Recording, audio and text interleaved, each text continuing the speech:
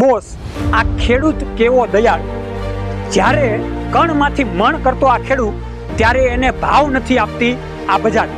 કેમ કે ખેડૂત રાત દિવસ કાળી મહેનત કરીને, ચાલુ વરસાદમાં, ચાલુ શિયાળાની મોસમમાં, ચાલુ ગરમીમાં એ પોતાના અનાજને એક કણમાંથી મણ કરતો.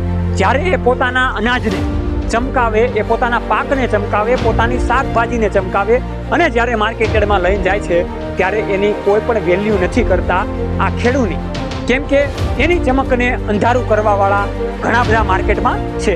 તો આવો આ ખેડૂતને સપોર્ટ કરીએ અને આ દયાળુ ખેડૂતની એક એક વેદનાને આપણે સમજીએ. ખેડૂત છે તો જગત છે.